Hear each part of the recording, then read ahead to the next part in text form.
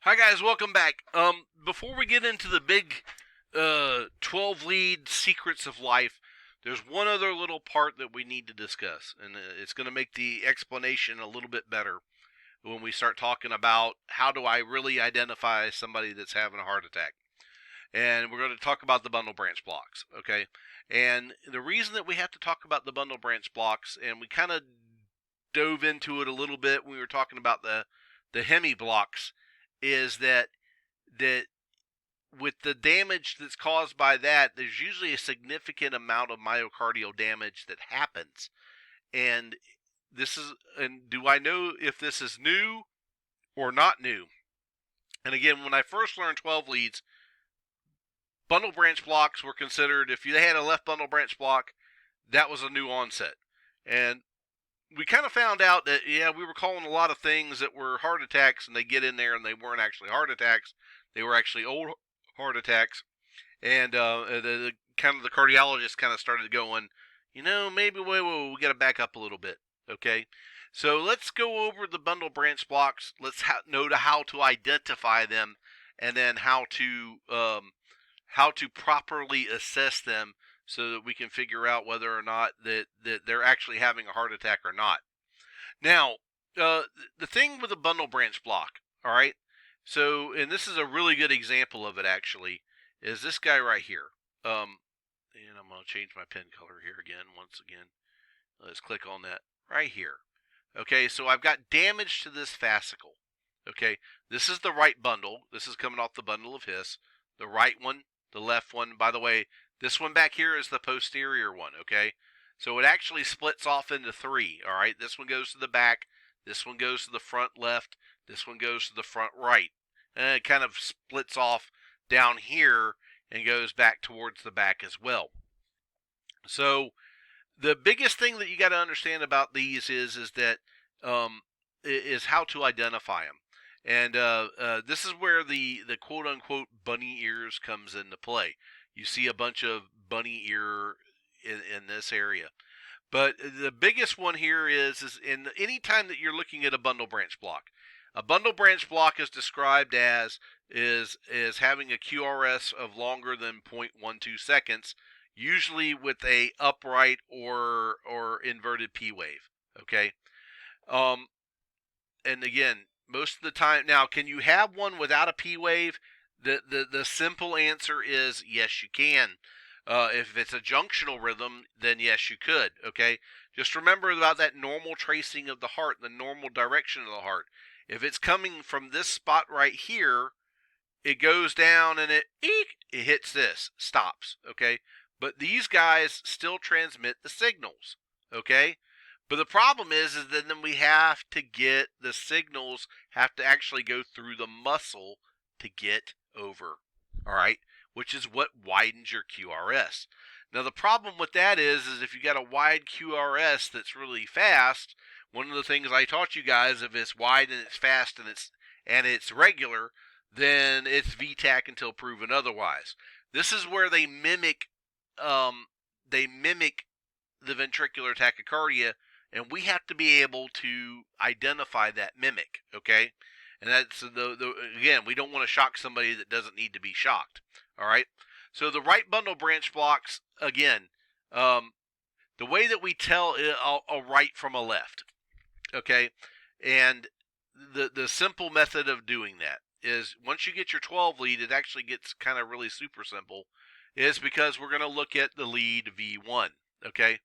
So if V1 is greater than 0.12, all right, yay, we're going to use that turn signal method.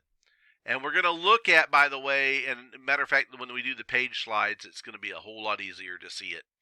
You look at the last terminal deflection, whether it was up or it was down. And I tell you to draw a triangle, okay? So fill in the triangle, okay? If it's pointing down, again, if you're in a car and you want to turn left, you pull your turn signal down. And then if it's a right bundle branch block, again, the terminal will be up in V1. And then, again, the way that I remember it is if I want to turn right, then I would lift up. And that's how I would remember it, okay? So make sure that you do the triangle trick, and we're going to go over this again when we get over to the page slides, okay? Now, again, the hemi blocks, we kind of talked about these guys, whether it's a partial block. And the thing is again, the signal's coming down here, okay, but once it hits here, it stops, okay?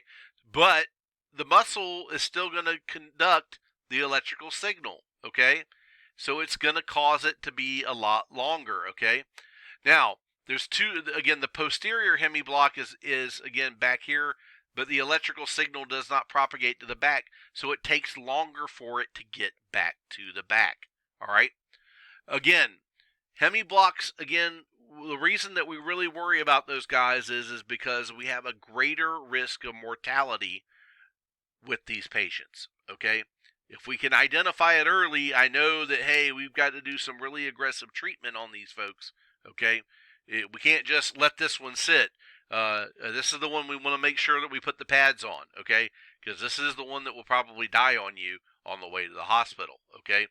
So if I've got a wide QRS and it turns out to be a hemi block, or it turns out to be a, again, if I see the bundle branch blockings, again, by the way, if you got a left bundle branch block, I'll let you in a little secret. You're probably going to get both of these fascicles damaged. Excuse me. All right. So again, remember that little chart that we did? We were talking about the page stuff. Hey, up, and actually this last one was down, right? Uh-oh, that's not good, right? But again, these are bundle branch blocks that are already in place. So the left bundle branch, again, I'm going to look at my V1. The V1's turning down, by the way. So guess what? I know that it's a left bundle branch block, all right? Now, again, this one here, the last terminal deflection is up. So guess what? We know that it's a right bundle branch block, all right? Now, why do I need to know the difference? Well, that's actually kind of a simple one. The reason that you got to know the difference is because, again, new onset left bundle branch blocks can be a sign of MI, okay? It's not one that I would call a STEMI, but I would definitely be transmitting that to the doctor to have them take a look at it. As we get more involved, once you guys learn the difference between the lefts and the rights, then we'll start talking about some different criteria that it has to meet in order for us to go ahead and say, hey, this is a STEMI alert, okay? But for right now, what we need to know is we got to figure out whether it's a left bundle branch or a right bundle branch. If we have a QRS that's wider.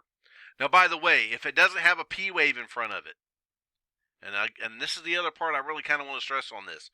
Can it come from the junction? Yes, but it's extremely rare. But if it doesn't have a P wave in front of it and it's wide, you need to be thinking that it's coming from the ventricles. And I really want to get that number that's up here. And more importantly, I want to make sure that this isn't down, down, down. And that one's getting awful close, by the way. Okay? So if I'm seeing this, and down, and and when I say it's barely, okay? But if I'm seeing down, down, down, uh-oh, we got a problem, okay? We have a bigger problem that we're going to have to fix. All right, real quick on these, I don't want to go too much into this. That you can tell whether you've got left or right atrial enlargement, and actually I'm going to save that one for the slides that Bob Page does. But I will open up for you guys. Let's see here. Bob Page and bundle branch blocks. There they go. Because I think Page does a little bit better job of explaining those bundle branches. Okay. So again, and we're talking about the fascicles that block up. Okay. And so if we're going to diagnose it, and this was that slide that I was telling you guys about, find your circle your J point, draw your use the pen, draw on your to determine whether or not what type of block it is. Okay, so again, if I draw the little triangle, it's going to go down to this guy down here. Okay, that's going to be a left turn signal. I know that this is a left bundle branch block. Okay. So if I'm looking at this, I don't see down, down, down. So far, so good. My access I know is 23, but I've got a wide QRS, and because I've got a wide QRS, need to determine whether it's a left or right bundle branch block. All right. So this is an example of right bundle branch block. Again, I draw my little triangle. Again, this one's pretty easy, right? So let's practice a little bit. There we go. Everybody kind of take a look at this. One's kind of easy, right? This is a left, right? That's a left bundle branch block. Do we have a bundle branch block? QRS duration 136. If it's more than 120, guess what? It's going to be a bundle branch, right? So again, especially if I've got a P wave in front of it, and even this one doesn't have a P wave per se. If I'm looking at this one, I'm actually going, you know what? This is AFib, okay? So this is one of those cases where I'm going, hey, uh-oh, guess what? Now, it's definitely not ventricular because it was irregular. So this guy right here, let's see here. This one here is a right bundle branch block. Let's practice a little bit. Again, right here. How about this guy right here? Yeah, greater than 120. It's going to the left. Hey, look at that. This is a left bundle branch block. QRS duration here, though. Do I have a bundle branch block at all? The answer is no, I don't have a bundle branch block. Why do I not have a bundle branch block? Because the QRS duration is not more than 120 seconds. So yay, we don't have one there. However, this is what's called an incomplete bundle branch block. I would not expect you to know the difference between there. Again, it's only 118, all right? So again, if you look at the notch in the R wave, if you're looking at that one, you're kind of going, So again, that's why they called it an incomplete bundle branch block. Again, it's a finite detail. Don't really need to remember that. This one here, QRS is more than 136. Hey, congratulations. And we all know that one's turning down, so that's a left bundle branch. All right. So if I look at this one, let's see here. That one's turning up. QRS is 244. Again, notice that I have no PR interval. That should be your clue there. This is probably an AFib as a base. Okay? Right bundle branch block. By the way, we're going to find out that if you get an AFibber, that usually they're going to have some other pathological problems going down in the normal conduction of their heart. There we go, 136, so I do need to determine whether or not it's a left or right bundle branch. This one's going up, so that one would be a right bundle branch. So let's see what the computer says. Hey, look at that. It's amazing. Oh, too many clicks here. This one's already a left bundle branch. Again, nice wide QRS, and again, the heart rate's... Matter of fact, one of the things that this guy actually has, he's got probably a huge left ventricle, okay? More than likely. Look how deep that is. So take a look at your calibration wave there, okay? So your calibration wave, it's way bigger than the calibration wave. Let's see here.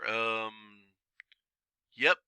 So last terminal deflection, that's a right one. So guess what? Right bundle branch block. There we go. And I look at this one. Now, don't overthink these guys. Again, nice big ventricles. Yay. Making things... He's probably had damage in the past, scar tissue pushing out. But again, this is a wider, got a set of bunny ears down there, got a set of bunny ears right there. So again, look at V1. This is a left bundle branch. And yeah, yep, there we go. All right, let's see here. Yep, I possibly have a chance for a bundle branch here.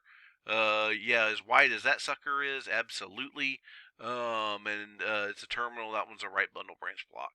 See how easy that is, guys? If you just look at V1, if it's pointing down, it's a left. If it's pointing up, it's a right. All right, we'll practice these in class, and we'll go over these a little bit more when we do that time. All right, that's going to be the end of this video. If you guys have any questions, again, at this point, I'm sure that you have questions. So when we get to the classroom setting, this is where we start practicing and we start actually doing that and start working that in a pattern. And so, again, this is to give you an idea of what you're looking for, okay? Just as giving you the idea of what to look for. All right, I'll see you guys on the next one.